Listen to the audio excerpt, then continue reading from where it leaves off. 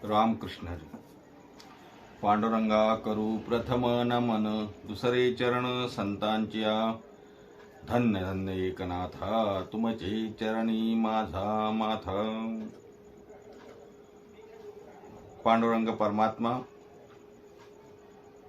विश्वमाऊली ज्ञानोबाराय, जगद्गुरु तुकोबाराय आणि शांती ब्रह्मश्री नाथांचे चरणी वंदन करून आज आपली भारुडाची सेवा आपण सुरू करणार आहोत. अर्थात नाथांची भारुड भाग 22. मागच्या भागापर्यंत 21 भाग आपले पूर्ण झाले आणि 21 भागामध्ये आपण वेगवेगळ्या भारुडाच्या अभंगावरती चिंतन केलं. आज सुद्धा भारुडावरचा एक अत्यंत महत्त्वाचा असे भारुड, अत्यंत महत्त्वाचा असा भारुड अभंग आज आपण चिंतन सेवेकरता निवडलेला आहे. या भारुड प्रकरणातल्या अभंगाचं शीर्षक किंवा अभंग नवलाई या प्रकरणातलं आहे. अर्थात या भारुडाचं नाव नवलाई या नावाने ही भारुड प्रसिद्ध आहे. सर्वप्रथम नवलाई हे भारुड काय आहे हे आपल्या समोर ठेवतो आणि नंतर चिंतनाला लागतो. नाथरायांचं हे 4 चरणाचं असं भारुड आहे. या भारुडामध्ये नाथराय असं म्हणतात, आता झाले नवलाई, आता झाले नवलाई, आता झाले नवलाई, आता झाले नवलाई. पुन्हा जन्मायेने नाही, पुन्हा जन्मायेने नाही, आता झाले नवलाई, आता झाले नवलाई. बोधाचे कुंकू कपाळी लाविले, बोधाचे कुंकू कपाळी लाविले, बोधाचे कुंकू कपाळी लाविले. भक्ती काठी हाती धरिले, भक्ती काठी हाती धरिले. आता झाले नवलाई, आता झाले नवलाई. पुन्हा जन्मायेने नाही, पुन्हा जन्मायेने नाही, आता झाले नवलाई, आता झाले नवलाई. ज्ञानाचा कुरकुला काखीत, प्रेमाचा खुळखुळा वाजे हनुत. आता झाले नवलाई, आता झाले नवलाई, आता झाले नवलाई. पुन्हा जन्मायेने नाही. एका जनार्दनी नवलाई झाला, एका जनार्दनी नवलाई झाला. संतापायी खेळाव्याला, आता झाले नवलाई. पुन्हा जन्मायेने नाही, आता झाले नवलाई. पुन्हा जन्मायेने नाही. अशा प्रकारचं हे 4 चरणाचं असं भारुड, 4 कडव्याचं हे भारुड, या भारुडावरती आज आपण चिंतन करणार आहोत. नाथराय या भारुडामधून नवलाई या प्रकरणामध्ये एका स्त्रीचं रूपक आपल्यासमोर ठेवतात. भिकारिणी स्त्रीचं रूपक इथे ठेवलेलं आहे. नवलाई म्हणजे नवलाई नावाची अशी हे भिकारीण स्त्री, तिचं रूपक घेऊन नाथराय आपल्याला काहीतरी सांगू इच्छितात. काय करते ही नवलाई? ही नवलाई हातामध्ये हिच्या काठी आहे, डोक्यावरतीच्या बोचका आहे म्हणजे गाठोड आहे, काखे तिच्या कुरकुल आहे, हातीच्या खुळखुळ आहे, काखेतल्या कुरकुऱ्यामध्ये अनेक खेळणे आहे आणि ही घेऊन निघाली आहे आणि आपल्याला कोणतरी भाकरी द्यावी. त्या भाकरीच्या बदल्यात आपण त्यांना यातली खेळणी वगैरे हे द्यायचं. अशा प्रकारचा हा एक रूपकात्मक असा नवलाईचा प्रकार आहे. नाथरायांनी या नवलाईकडे बघितलं, या नवलाईची अवस्था बघितली आणि मग नाथरायांना हे भारुड सुचलं की आपणही नवलाई व्हायचं का, आपणही नवलाईचं रूपक घ्यायचं का, आपणही नवलाई बनायचं का. नाथराय म्हणतात, मी स्वतः नवलाई बनलो, आता झालो नवलाई, आता झाले नवलाई, आता झाले नवलाई, मी नवलाई झाले. आणि नवलाई झाले. परिणाम काय झाला महाराज? नवलाई होणं म्हणजे काय? या नरजन्मामध्ये आलो. हे बघा, सर्वात पहिले तर नरजन्म मिळणं हेच नवलाई आहे की नाही? कारण आपल्याला माहिती आहे, दुर्लभो मानुषो देहो देहिनाम क्षणभंगुरा तत्रापि दुर्लभो मन्ये वैकुंठ प्रिय दर्शना. नाही का? दुर्लभो त्रयमेवैत देवानुग्रहेतुकम मनुष्यत्वम मुमुक्षत्वम महापुरुष संश्रया. आपल्याला श्लोक माहिती आहेत ना? मनुष्य देह हा दुर्लभ आहे आणि हा दुर्लभ असलेला मनुष्य देह आपल्याला मिळाला ही खरोखर नवलाईच आहे. म्हणून या नवलाईच्या नरदेहामध्ये आल्यानंतर मीही नवलाई बनले असं नारदराय म्हणतात. आता नवलाई झाली, आता झाले नवलाई, आता झाले नवलाई, मी नवलाई झाले. बरं, मग नवलाई झाल्यानं झालं काय? महाराज म्हणतात, आता नवलाई झाले ना, आता पुन्हा येणे नाही. या नरदेहामधून येऊन मी नवलाई झाले, आता मला पुन्हा यायचं नाही. काय यायचं नाही? कारण अहो, हे बघा, जन्माला आलेला जीव हा मरतो, पुन्हा जन्माला येतो. कोणीही असू द्या, हा कुठल्याही योनीतला असू द्या. 83,99,999 लक्षात घ्या. 83,99,999 जन्म घेतले आणि नंतर हा नरदेह मिळाला. आणि हा नरदेह एकदा चुकला, हा नरदेह एकदा संपला की पुन्हा मग 84 लक्ष येऊन आहे. पुन्हा एकदा एक एक जन्म, कोटी कोटी फेरा, हे रहाड गाडगं त्या ठिकाणी सुरू होतं. हा फेरा सुरू होतो. मग हा जर फेरा चुकवायचा आहे तर महाराज म्हणतात मी नवलाई बनलं पाहिजे. कारण आता मला वापस यायचं नाही ना, पुन्हा येणे नाही. आता पुन्हा जन्माला यायचं नाही. आता झाले नवलाई, पुन्हा जन्मा येणे नाही. आता पुन्हा जन्म नाही महाराज. पुनरपि जन्म पुनरपि मरणम नाही. या जन्म मरणाच्या रहाड गाडग्यातून सुटका व्हावी असं वाटते ना, तर मग आता पुन्हा जन्मा येणे नाही, पुन्हा जन्माला यायचं नाही. म्हणून ही नवलाई, मी नवलाई बनते. नवलाई बनते म्हणजे काय करता महाराज? नवलाई तर काखेत त्या ठिकाणी बोसकं घेते, डोक्यावर गाठोळं घेते, हातात तिच्या काठी असते. तुम्ही काय करणार? नाथराय म्हणतात मीही तेच केलं, संतांनीही तेच केलं. काय केलं संतांनी? सर्वात पहिले नवलाई बनले. आता झाले नवलाई, मी नवलाई झाली आणि आता पुन्हा जन्मा येणे नाही. आता पुन्हा जन्म मरणाच्या बेडीमध्ये अडकायचं नाही, पुन्हा जन्माला यायचं नाही. येण्याची शरीरे शरीरा येणे सरे, किंबहुना येर झारे चिरापडे, किंवा त्याची सरली येर झार, त्याची सरली येर झार संपवायची आहे ना, पुन्हा यायचं नाही, पुन्हा जन्मा येणे नाही. आता झाले नवलाई. महाराज ते बरोबर आहे, पण म्हणजे तुम्ही करणार काय? नाथराय या भारुडाच्या रूपकातून दुसऱ्या चरणामध्ये त्याचा गोस्वार आपल्याला देतात. बोधाचे कुंकू कपाळी लाविले, बोधाचे कुंकू कपाळी लाविले, भक्ती काठी हाती धरिले, भक्ती काठी हाती धरिले. आता झाले नवलाई, आता झाले नवलाई, पुन्हा जन्मा येणे नाही, पुन्हा जन्मा येणे नाही. आता झाले नवलाई, आता झाले नवलाई. बोधाचं कुंकू कपाळाला लावलं. ही नवलाई जी आहे ना, हिने कपाळाला मोठं कुंकू लावलं. कसलं कुंकू? आपलं हळद कुंकू का नाही. इथे बोधाचं, ज्ञानाचा बोध प्राप्त घेऊन तो टिळा आपल्या कपाळाला लावला. नाथराय म्हणतात बोधाचे कुंकू कपाळाला लाविले, बोधाचे कुंकू कपाळाला लाविले. कपाळाला मी बोधाचं कुंकू लावलं आणि हातामध्ये काय घेतलं? हातामध्ये काठी आहे ना त्या नवलाईच्या. हो, आमच्याही आहे.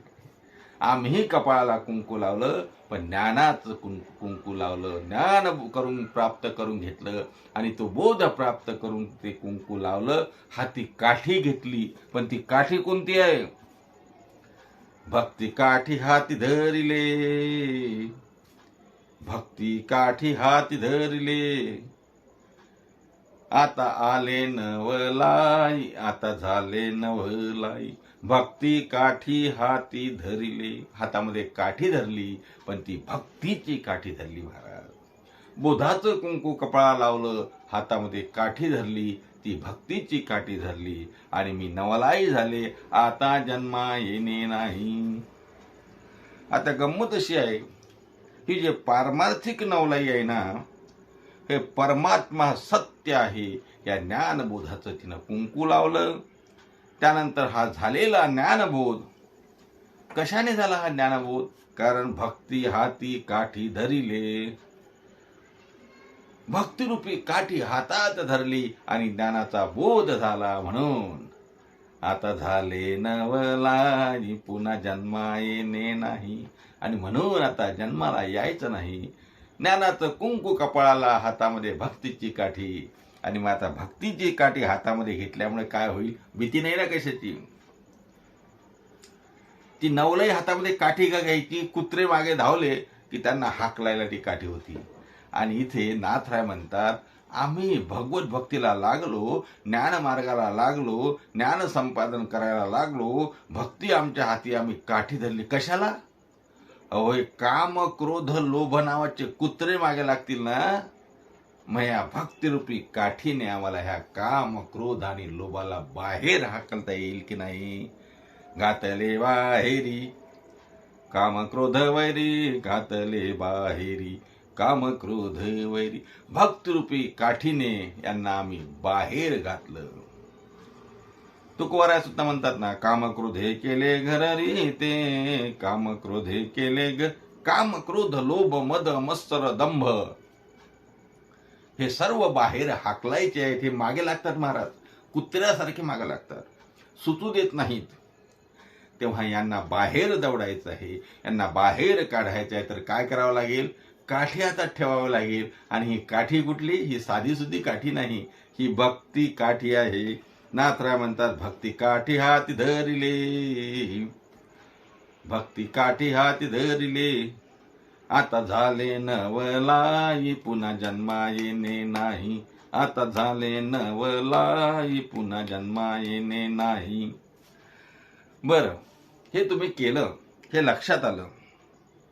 कशाला तुम्हाला काठी पाहिजे? हे कुत्रे हाकलायला पाहिजे. रस्त्यामध्ये चालताना कुठं मोहाचा खाच कळगे लागले की आपल्या लक्षात यायला पाहिजे, काठीच्या आधाराने कुठे खाच आहे, कुठे खळगा आहे ते लक्षात येईल. म्हणून भक्तीची काठी आहे. डोंगर चढायचा आहे, आधार लागतो की नाही? लागतो ना. गड कपारी चढणारे लोक, गिर्यारोहक हाती काठी ठेवतात. कशाला? चढताना आधार असावा. असं या ठिकाणी निश्चयाचा डोंगर चढायचा आहे, निश्चय करायचा आहे. भगवत प्राप्तीसाठी, ज्ञान प्राप्तीसाठी चढताना आधार लागतो ना महाराज. आधाराशिवाय होत नाही. म्हातारपणी काठीचा आधार लागतो की नाही? लागतो. तसं भक्ती मार्गामध्ये चालत असताना निश्चयाचा महामेरू निश्चय भंग होऊ नये म्हणून काठी लागते. आणि तीच काठी नाथराय म्हणतात, भक्ती काठी हाती धरिले, भक्ती काठी हाती धरिले, आता झाले नवलाई, पुन्हा जन्मा येणे नाही. बर, आता नाथराय तिसऱ्या कडव्यात असं म्हणतात, ज्ञानाचा कुरकुला काखीत, ज्ञानाचा कुरकुला काखीत, प्रेमाचा खुळकुळा वाजे अणवत. ज्ञानाचा कुरकुरा काखेत आहे, म्हणजे ते बोचक काखेत आहे, त्यात खेळणी आहे, एका ती खुळकुळ आहे. आता काय आहे ज्ञानाचा कुरकुरा काखेत म्हणजे काय? तर ज्ञान संपादन केलं, ज्ञान त्या ठिकाणी ज्ञानाचा कुरकुळा काखेत म्हणजे ज्ञान आत्मसात केलं. नवलाई झाले म्हणजे मी ज्ञान आत्मसात केलं. ज्ञान काखेत आहे म्हणजे ज्ञान आत्मसात केलं. आणि ज्ञान आत्मसात केल्यानंतर त्या टोपलीत अनेक खेळणी आहेत. अनेक खेळणी या टोपलीमध्ये आहे. पण तो खुळखुळा जो आहे ना, तो खुळखुळा हातात ठेवलाय. काय खुळखुळा? तो प्रेमाचा खुळखुळा आहे. भक्तीच्या काठीसोबत प्रेमाचा खुळखुळा नवलाईच्या हातात आहे. नाथराय म्हणतात, प्रेमाचा खुळखुळा वाजे हनुहत, प्रेमाचा खुळखुळा वाजे हनुहत. आता झाले नवलाई पुन्हा जन्मा येणे नाही. तो खुळखुळा वाजतो ना, हो वाजवतो की नाही? गळगळा वाजते टाळ, नाही का? असा तो खुळखुळा, प्रेमाचा खुळखुळा, प्रेम भक्तीचा खुळखुळा वाजतो. आणि ज्ञान आत्मसात झालं, भक्तीच पाठीशी आहे आणि प्रेमही पाठीशी आहे. मग आता कशाची कमी आहे का? आता कशाचीच कमी नाही. त्या खुळखुळा वाजवण्यात अखंड भजनात दंग म्हणजे तो खुळखुळा वाजवणं, भक्ती काठी घेऊन भक्तीच्या रंगामध्ये रंगून जाणं. ज्ञानबोधाने ईश्वर भक्तीत तल्लीन झालेली नवलाई त्या ठिकाणी प्रेम भक्तीत रंगून गेली. खुळखुळा वाजवतोय, प्रेमाचा खुळखुळा, भक्ती प्रेमाचा खुळखुळा वाजवतोय. भक्ती प्रेमामध्ये गुंतून गेली, भक्ती प्रेमामध्ये रंगून गेली. आणि मग असं भक्ती प्रेमामध्ये रंगून गेल्यानंतर आता मात्र पुन्हा जन्मा येणे नाही, पुन्हा जन्मा येणे नाही. आता झाले नवलाई पुन्हा जन्मा येणे नाही. आता ह्या प्रेमाचा खुळखुळा वाजवतोय, भक्ती प्रेमामध्ये दंग झालो. पण एक सांगू का, हे टिकेल की नाही याची गॅरंटी काय महाराज? आम्ही भक्तीला लागतो, मध्येच भक्ती सोडतो. आम्ही पंढरपूरची वारी धरतो, मध्येच वारी सोडतो. आम्ही ज्ञानेश्वरी वाचन धरतो, मध्येच ज्ञानेश्वरी सोडतो. आम्ही हरिपाठ करायला शिकलो, हरिपाठ करतो, मध्येच हरिपाठ सोडतो. आम्ही एकादशी करतो, मध्येच काही आलं तर एकादशी सोडतो. असं होऊ नये असं वाटत असेल ना, तर नाथराय म्हणतात, आता मी नवलाई झालो, नवलाई सारखं वागायला लागलो. ज्ञानाचा कुरकुळा काखेत घेतला, हाती भजनाचा भक्ती प्रेमाचा खुळखुळा घेतला. ज्ञानबोधाचं कुंकू कपाळी लावलं, भक्तीची काठी हाती घेतली. पण तरी एक मात्र राहिलं, ते केलं की मात्र सर्व फलित होणार. काय करावं लागेल? नाथराय म्हणतात, नाही नाही केलं आम्ही. काय केलं? एका जनार्दनी नवलाई झाला, एका जनार्दनी नवलाई झाला, एका जनार्दनी नवलाई झाला, एका जनार्दनी नवलाई झाला. संतापायी खेळावयाला, संतापायी खेळावयाला. आता झाले नवलाई, आता झाले नवलाई, आता झाले नवलाई, आता झाले नवलाई. पुन्हा जन्मा येणे नाही, पुन्हा जन्मा येणे नाही. आता झाले नवलाई, आता झाले नवलाई. पुन्हा जन्माला यायचं नाही. कारण काय? आता आम्ही संतांच्या पायी खेळाया गेलो. संतांच्या पायाजवळ गेलं की मग हा ज्ञानाचा बोधही टिकून राहील, भक्ती प्रेमातही गुंतून राहाल. आणि जन्माला यायचं की नाही तेही तुमच्याच हातात राहील. यायचं आहे का तुम्हाला तर येता येईल, नाही यायचं असेल तर तुम्हाला जाग्यावरतीच त्या ठिकाणी मोक्ष प्राप्त होईल. कारण मुखी नाम हाती मोक्ष, मुखी नाम हाती मोक्ष. ऐशी साक्ष बहुतांची, मुखी नाम हाती मोक्ष, ऐशी साक्ष बहुतांची. असं असल्यामुळे तुम्हाला जन्माला यायचं नसेल तर काही हरकत नाही, पुन्हा जन्मा येणे नाही. काहू महाराज, हे सर्व आम्हाला समजलं, पण संतांच्या पायापाशी का खेळायला जायचं? हा विषय अनुत्तरित राहिला ना. नाथराय, आपण म्हणता आम्ही नवलाई झालो, आता झाले नवलाई, पुन्हा जन्मा येणे नाही. ज्ञानाच्या बाबतीत तुम्ही सांगितलं, भक्तीचं सांगितलं, प्रेमाचं सांगितलं. पुन्हा आणखी सांगता की संतापायी खेळावया आला. का? संतांच्या पायीच खेळाव्याला का? कारण संतच असे आहेत महाराज का तेच आपलं दुःख वेदना जाणतात, तेच आपल्याला बळ देतात, म्हणून त्यांच्याच पायी गेलं पाहिजे. महाराज म्हणतात ना, आमचा विश्वास त्यांच्याच ठिकाणी आहे. संतांची हे पायी हा माझा विश्वास, संतांची हे पायी हा माझा विश्वास. सर्व भावे दास झालो त्यांचा, सर्व भावे दास झालो त्यांचा, तेची माझे हित करीती सकळ. संतांच्या पायावरतीच आमचा विश्वास आहे, म्हणून नाथराय म्हणतात संता पायी खेळावयाला. अनेक अभंगातून आपल्याला असं दिसते की सुख हे संतांच्याच ठिकाणी आहे. महाराज म्हणतात ना, सुख एक हेची ठाई. कुठे आहे सुख? सुख एक हेची ठाई, सुख एक हेची ठाई, बहुपायी संतांच्या, बहुपायी संतांच्या, सुख एक हेची ठाई. सुख संतांच्या ठाई आहे, संतांच्या पायी आहे, म्हणून संतापायी खेळावयाला. सर्व सुख आहेत कुठं? अजून प्रमाण सांगू का? सर्व सुखे आजी येथेची ओढली, संतांची देखिली चरणांबुज. संतांच्या चरणांबुज देखले, त्या पाहिले त्या ठिकाणी सुख आहे. म्हणून नाथराय म्हणतात एका जनार्दनी नवलाई झाला, संतापायी खेळावयाला. आता झाले नवलाई पुन्हा जन्मा येणे नाही. संतांच्या पायी जावं, संतांच्या पायी आम्ही गेलो, मग पुन्हा जन्मा येणे नाही, असा त्याचा अर्थ आहे. अनेक प्रमाणात आपल्याला सिद्ध करता येईल की संतापायीच सुख आहे. मी 2-3 प्रमाणात मला सांगितले. खरं म्हणजे अनेक प्रमाणावर सांगता येईल. अहो, संतांच्या दर्शनासाठी तुम्हाला सांगू का, भयंकर पुण्य लागते. कोण पुण्य फळा आले आजी देखील पाऊले, कोण पुण्य फळ आले. अत्यंत पुण्य लागतं महाराज संतांचे पाय आपल्याला दिसावे यासाठी. संत दर्शनी हा लाभ, पद्मनाभ जोडला. संतांचे पाय महाराज तर म्हणतात, संत जाती हरी कीर्तना, त्यांच्या वाहिन मोचे वाहन. त्यांचे मोचे वाहना जोडे आम्ही डोक्यावरती घेऊ, म्हणजे त्यांच्या पायाजवळ राहायचं, संतांच्या पायाजवळ राहायचं. म्हणून नाथराय म्हणतात एका जनार्दनी नवलाई झाला, संतापायी खेळावयाला. संतांचं दर्शन महाराज अत्यंत कठीण आहे. संतांचं चरण आपल्याला मिळाले पाहिजे, संतांचे पाय आपल्याला दिसले पाहिजे, संतांच्या पायावर आपलं डोकं ठेवलं गेलं पाहिजे, त्यांच्या चरणाशी आपण लीन झालो पाहिजे.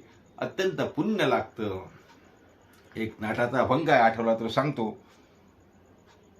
पुण्य फळले बहुता दिवसा, भाग्य उदयाचा ठसा, झाले सन्मुख तो कैसा, संत चरण पावलो.